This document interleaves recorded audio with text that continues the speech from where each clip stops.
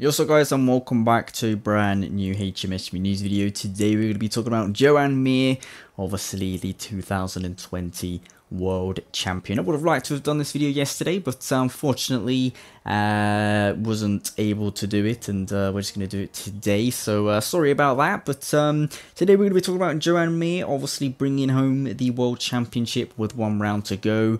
Obviously the Portimao Grand Prix, and won it in Valencia, first time in 20 years that Suzuki have won a World Championship. Obviously a very fantastic season for Suzuki, and obviously JOAN MIR.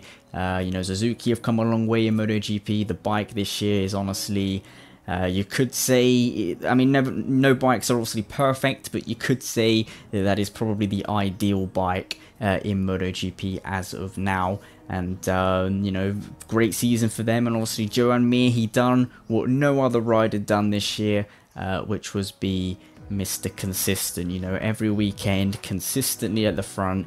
You know, getting those podiums. You know, obviously he only got one race win in the whole season, but it was good enough with his other results. You know, being consistent, whereas other riders, you know, they'd be at the front and then they'll be outside the top 10 the next race, or then they would crash, you know, something like that. We didn't see that with JOAN MIR. We saw him always getting good points, always at the front. You know, fighting for those podiums. We did see him a little bit further back in Valencia. He may have been, you know, slightly relaxing a little bit in that Grand Prix, obviously thinking about the World Championship. But, you know, we did see in the rest of the season, you know, he was just so consistent every week. And, you know, he caught up to Fabio Quartararo quite rapidly. Obviously, Quartararo did have, you know, a decent lead in the World Championship at one point. But, you know, when he started flopping a little bit, we did see MIR bring back that points gap quite nicely, and like I said, just be really consistent all year. That was the key to this World Championship. You needed to be consistent. You know, with these new Michelins, every weekend was kind of slightly unpredictable. We had a whole bunch of winners. I think it was 9 winners so far this season. So you know, the key to winning the World Championship was obviously being consistent and at the front of the field.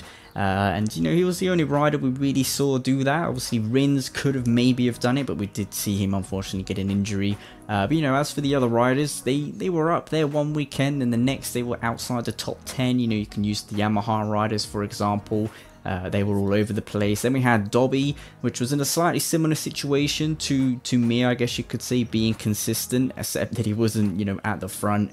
He was just consistently kind of in the middle there, getting decent little points while the rivals were not really scoring too much. So that kind of kept him in the fight for a bit.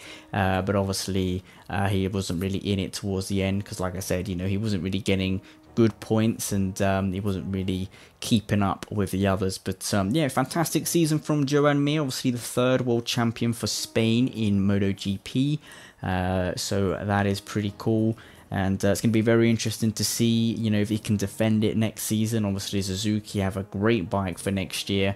And you know, JOAN MIR is going to be going in full of confidence and ready for more, you know, ready to add to his tally.